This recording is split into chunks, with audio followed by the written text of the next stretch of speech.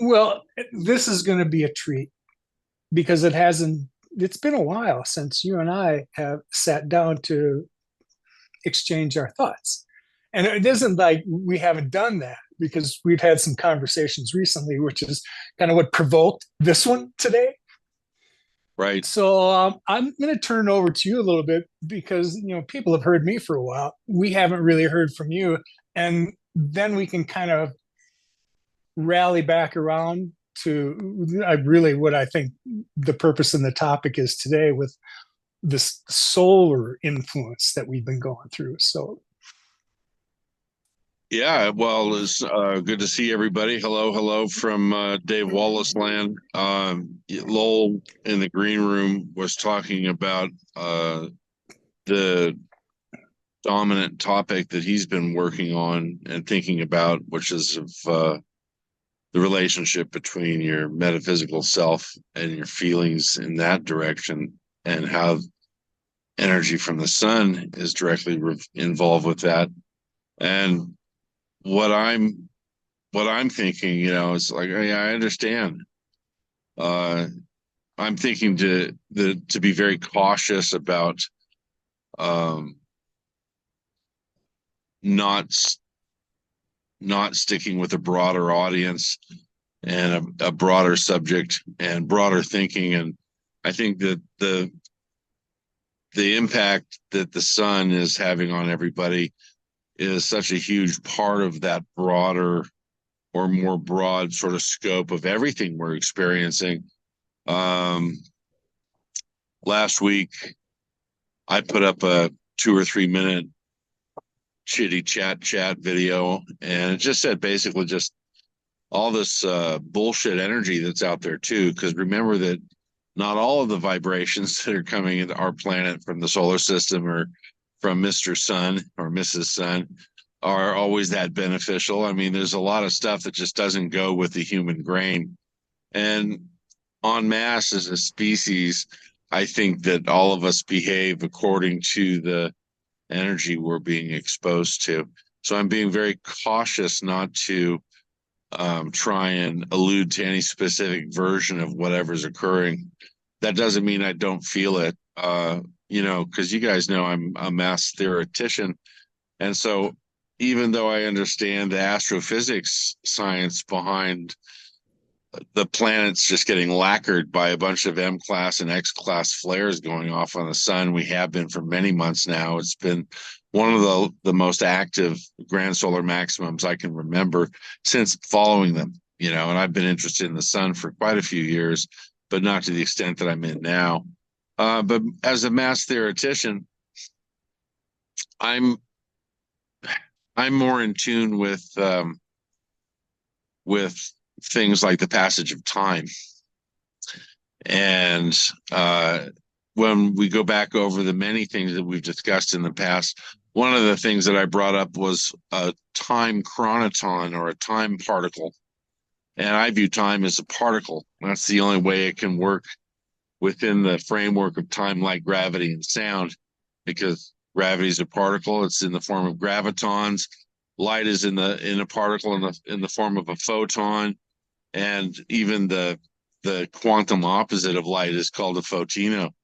And then sound is a frequency, and a frequency is what? It's a group of compressed particles.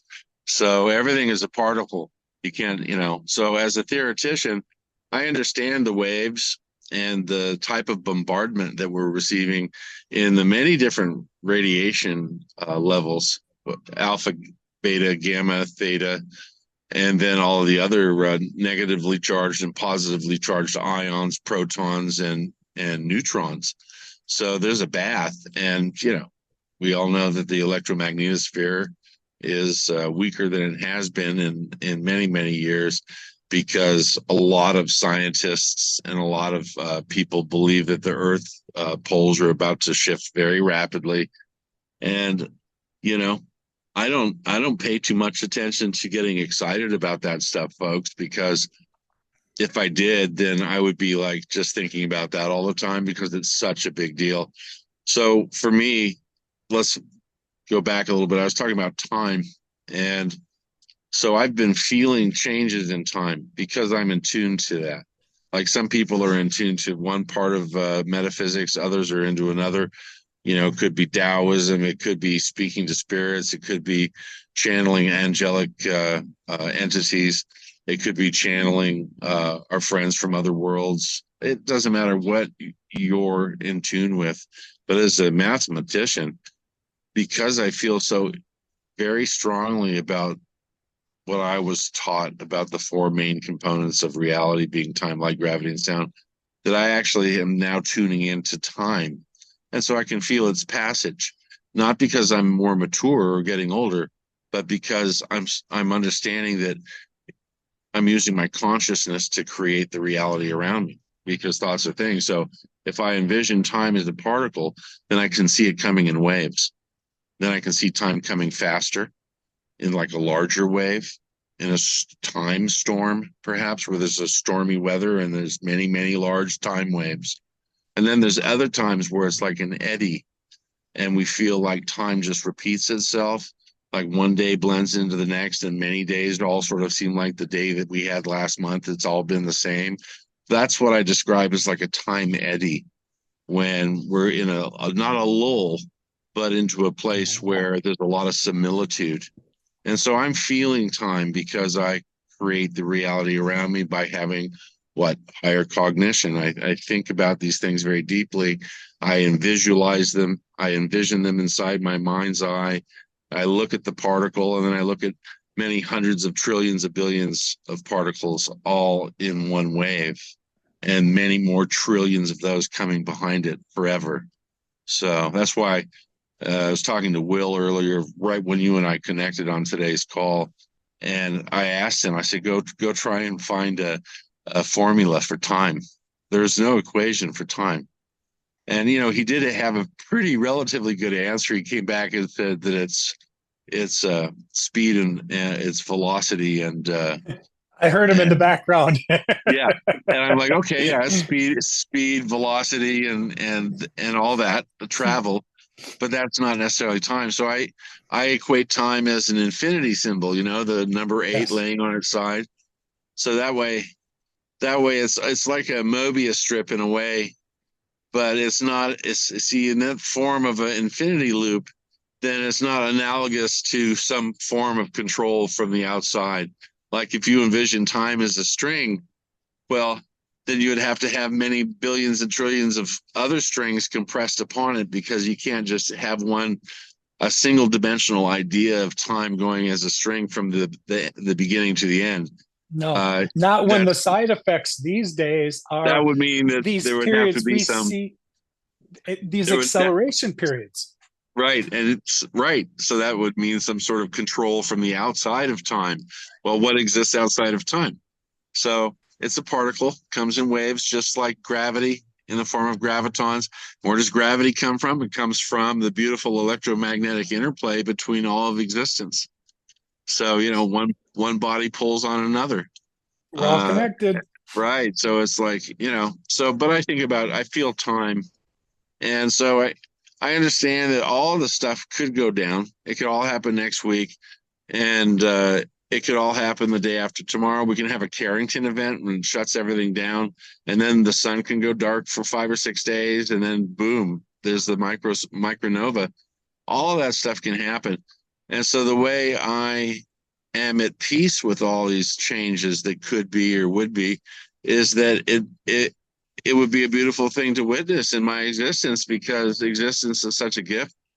And Will and I bought a really nice bottle of single malt whiskey, and I quit drinking in 2008. But if I know Mr. or Mrs. Sun is about to go pop, and the poles are shifting, you bet, man, we're going to take that bottle of whiskey down to the beach and ride out that time wave. It's your last opportunity to enjoy some 3D physical things, right? Totally, man. I mean, that's why we're here. We're in a 3D existence for a Correct. reason. You Yes. know, I'm sure that, in the fourth dimension, I'm sure I've been involved with the fourth dimension, either in the way that Kim Jim's ship traveled to the Taurus section and the Taurus sector when I was on it back in 2017, But you don't feel those things when you're inside their craft. You just see them through the window or through the viewport or the view screen. And so you don't necessarily feel them because of all the different fabulous bubbles that are around the ship. These beautiful shockwave bubbles, these beautiful time displacement bubbles, warp bubbles, whatever you want to call them. They're fabulous. And so all the universe goes on around you, and you just are inside this beautiful little viewing vehicle while you're flying through space, beyond the speed of time, because they take two reference points and they connect them and then they release them. And that's how you control space. You're not really moving when you're traveling beyond light. You're in one place and space folds around you. It's interesting. And you just have to keep thinking about that idea to visualize what that would look like, because none of us have any answers. And the more I study higher sciences and higher mathematics, and I'm still involved with astrophysics quite a bit, and I have some really interesting conversations that I've had, like this guy from Boeing, who was one of the satellite people, the top satellite people at Boeing, and he came in and he had this equation t-shirt where he's a black t-shirt with the equation for velocity. And so I was able to read it, and he goes, "Oh, wow, you know your physics." And I said, "Oh, no, I just, I know a bit." And I didn't tell him, I Yeah. didn't allude to shit. And so we started talking, and then I started talking about my mathematics language, the quantum hypertext, and how we reduce physics nomenclature into a single symbol to accelerate learning and transmission of higher functions and higher mathematics. And this guy's a top dog. I know he's a six-figure job plus, and he's in charge of all these other like laboratory techs and scientists in his division. And he was like, "Holy shit, man, let's talk more about this." He said, "Where did you come up with this?" I said, "Well, that's a long story too. And let's talk about applied mechanics and applied mathematics. And we'll talk about vectors and thrust and satellite positioning and Lagrange points. We'll talk about all those things that you do. And then we'll talk about some higher mathematics." And he goes, "God, I've got all these 21-year-old guys from MIT that have 3 PhDs, and all these like 24-year-old girls from Caltech that have got 3 PhDs. And I'm having a hell of a time trying to control them." He said, "They're all little snots. They think that they're right every time they put a pen on a piece of paper." He goes, I could sure use a guy like you down at Boeing to help me keep these guys in control." And so, he's going to come back. We've had a few chats, and I would love to work for him in the satellite division at Boeing, just because he's such a swell guy. He's a nice person. They don't, it's the way they do science in aerospace. There are bad aspects to aerospace, obviously. I've been working on the government right now about getting them to curtail their beliefs that space fucking belongs to them. Yeah. But Look how successful we've been. I was just looking again at the two freaking astronauts that have been pretty much marooned in their capsule for a while now, with no idea how they're going to get them back. yeah, They were supposed to be away for what, 3 days? Here is that's the just Starliner. evidence that we were not designed to go into space in our human Well, carbon bodies, all right. but we're part of this change we've been feeling, is the carbon to crystalline change. And we will be light bodies and able to fly through space without the confines of worrying about my form can exist in this place. You know what I mean? Of course you do. Yeah, I do. In the broader sense, sure. And in your mind's eye, when you focus on those topics, then you generate those and you create them in your reality. And that's, I think, part of the gift of being a human being who is awake above the three-dimensional box, or awake above the matrix, so that we don't even have to exist within the matrix and play games with it. We just are above it. And we're, people that are awake above the influence of reptilians. You're just above it. They don't come to you and bother you because they just know not to fuck with you at a certain level, because you're too busy here. That's true. And, Yes. and too powerful here. But it's like any of this stuff can happen, or some of it won't. There's been a tremendous amount of sightings of crafts all over the world, and thank God for the internet, because there's been a lot of really there's been a lot of response from people who are experiencers producing their own shows, and they're really, really good. There's a couple people out there that have just like these little 3 or 4 minute blurbs. They're not telling you what it is. They're not telling you someone's stupid story. They're just saying, "Wow, look at this. Have you ever seen a ship like this? And what do you think?" You know, that's what we want, is we want to see new things, and we want to see some people just sort of put them out there and let you draw your own conclusions. Because I would hesitate, just in the broader sense, to suggest that anything's going to happen, because the more we promulgate any image, whether it's the sun having a micronova, or we promulgate any image of contact with species from other worlds, people from other planets, Here we it have to be comes. careful.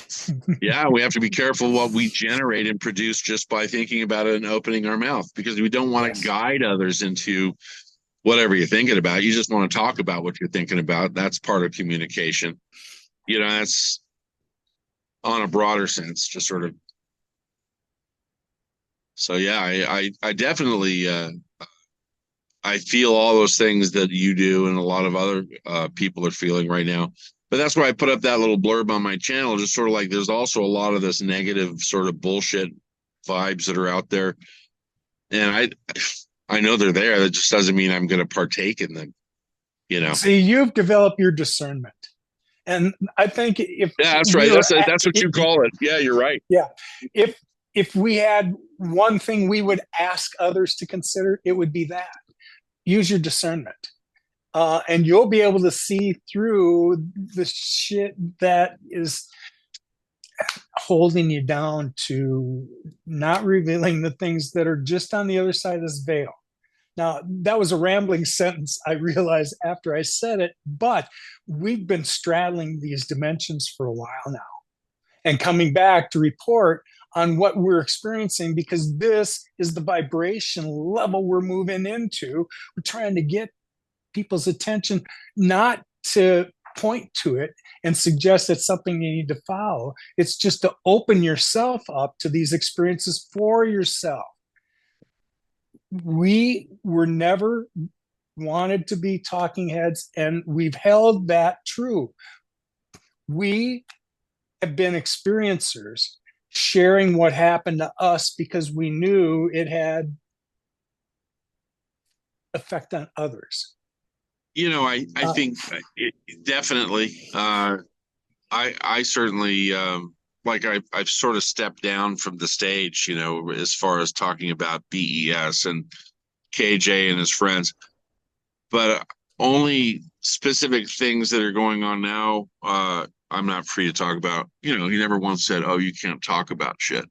He just said, "They'll talk about what we're doing right now," Yes, because there's there's just too there much going on, and there's too many like people with nothing better to do that infiltrate, listen, and then create disharmony and disunion as well. You know, and it's like I was saying for a while now, people like Barbara Lamb and Dolores Good, they're pretty much the ones that have trained the CIA, because they just sort of tune into what people are saying.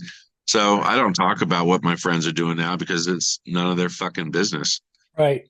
Yeah, we continue to do this work we're supposed to do in the background while the rest of the 3D world is playing itself out around us. Oh man, Um, if it wasn't for people holding up their field, then the 3D world would be a lot more confused. I think there's a lot of compassion and understanding, and you know, because we're sending out the vibe of higher cognition. At least I am. without question. You know, I don't Yes. like using the royal we too much, but I would like to think that people do send out vibrations of helping people evolve cerebrally, and to help Yes. people evolve emotionally, so that they can, you know, make critical decisions that are not based on their feelings, but based on their intuition and acumen.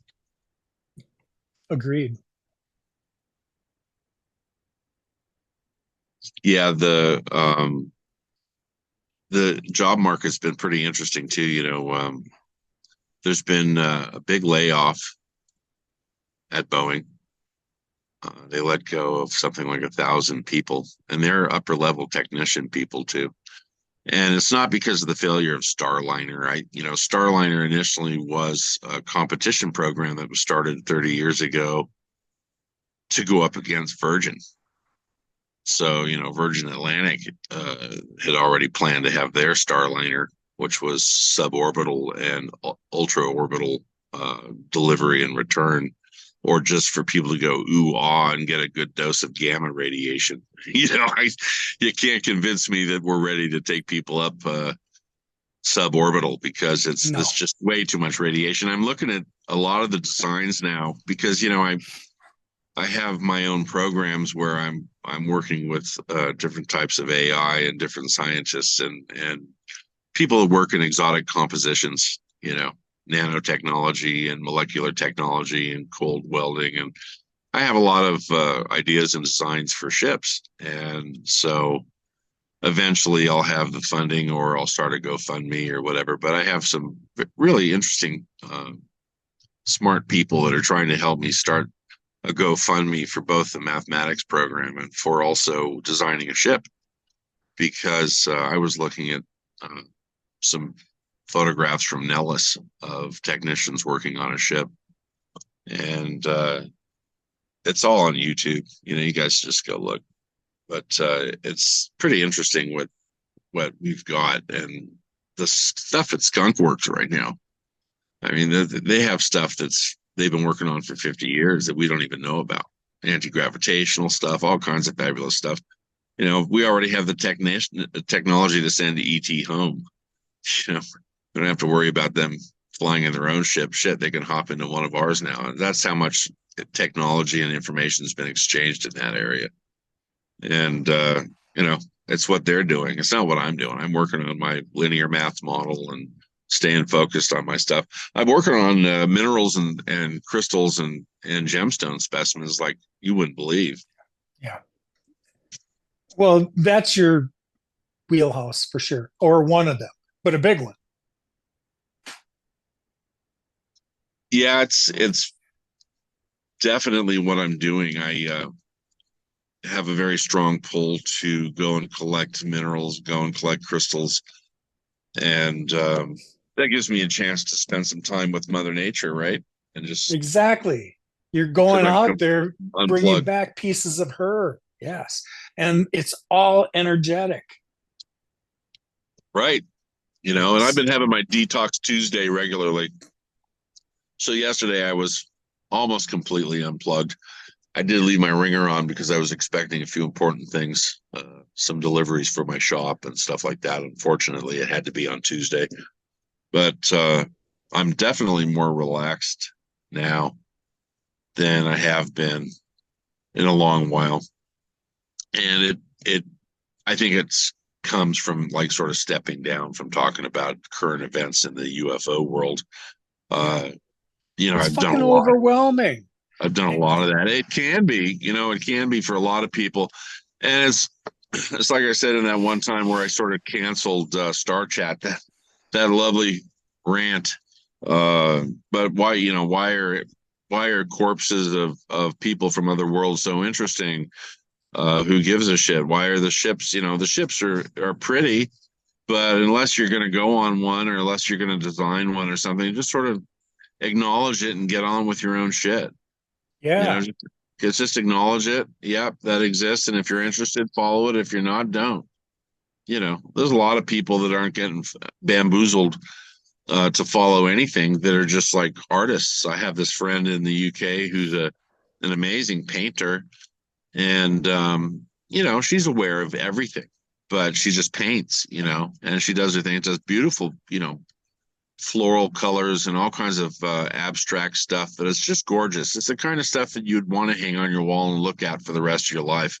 That's kind of how I rate a painting. A lot of us paint, but is it something that you could give to somebody that they'd want to look at for the rest of their life? And I think that's the difference. And it doesn't mean you have to be famous or anything kind of special painter, but her stuff's really pretty. But I use her as an example of people that I know that do their own thing. And so rocks and minerals for me is I'll be doing a lot of cutting and a lot of polishing in the springtime. because I have my eyes set on the 2026 Tucson Gem and Mineral Show. And I'll be doing a big presentation on the specific mineralogy of the Southern California coast. And then I'll be doing some work with, hopefully, with the Natural History Museum in downtown LA with my friend who is in charge of the mineralogy and gemstone department there. So that'll be a really big deal. And that's kind of, what I'm focused on right now. And then, of course, the bakery and just slinging pies, man. We got lots of pregnant moms and little kids that need a healthy treat, not a garbage chemical treat. So that's all in our focus as well. How's it going out there in Arizona land? Has the weather been good? The energy been good, or is it all sort of being It's affected by the sun? it's to me, it's all being affected by the sun. As I've been here to kind of just witness these monsoon um, circumstances that kind of push through, Right. on more than one occasion, I'll go outside to just, I like storms. Oh, um, who doesn't, man? Let's get so out there and I go like crazy. I like to go out and witness them. Well, in these, I I don't understand what I'm witnessing, but it's not a typical phenomenon. When I see the trees blowing, and we're looking at 60-foot trees here that are being moved by the wind, Giant and cottonwoods. so then it seems as though it's coming back, and now it's moving trees in the opposite direction, but to the same degree. And when I look overhead, the clouds are not moving anywhere. It's almost as though I'm in the middle of a vortex. Right. And it's not just once that I witnessed this. The few times that I went out to actually take a look and then look up at the sky, when the clouds aren't moving, it just makes me question, how in the hell can all of this atmosphere be moving around me here and nothing's moving over my head? Yeah, that's a strange thing to happen. I can remember seeing that kind of behavior before in the high desert. I used to spend quite a bit of time in the Mojave in the San Gabriel Mountains here just north of Los Angeles. And there is some weird stuff. I saw I saw a giant rock float across a canyon, and it wasn't a tumbleweed, it wasn't a burlap bag. It was a rock. It was a big rock, and it lifted off it was probably, I don't know, 250, 300 meters away, lifted off the side of a hill above a train track and floated right across about, I don't know, 400 meters over a wash and then connected to the other side of the wash. That was about the strangest thing I've ever seen, except for my personal experience in 2017. And so there's a lot of things that happen on Earth that are strictly between Gaia and Gaia alone. Yes. We're Those, just observers, and sometimes we get to witness it. yeah, yeah, and monsoons in the desert are beautiful. Those lightning storms that you guys get out there are phenomenal. William and I caught a really, really good one a few years back in Rama, New Mexico. There was something like 60 flashes to 170 flashes per minute. And that happened for a period of about 15 minutes. And you can see the storm coming in because you're up at 6,000 feet, 7,000 Yeah. feet. And you see them blinking on the horizon, and then boom, they're right overhead. It's just amazing. Mm-hmm. Well, I've got to get in and help Will run my shop. So I think we had a nice fat half an hour today. It would This is perfect. be lovely to find out what you've got going on with your program. And the only thing I'd like to depart with your staff and your people and your entities is that we must always be as true to ourselves as possible, especially when the energies seem negative. Sometimes things are negative once you get into them, and you just have to realize them and then get away from them. Yeah. Sometimes energies look really attractive, and then you get inside and they're not so attractive. So I like your word discernment. I think everybody should concentrate on their personal discernment Yes. and to follow your intuition and follow your heart regarding You've everything. got your Well, what a own lives to live, man. Yes. absolutely. What a pleasure to see you, man. I hope you're doing all You right and that too. things go well. We're getting there. We're getting there.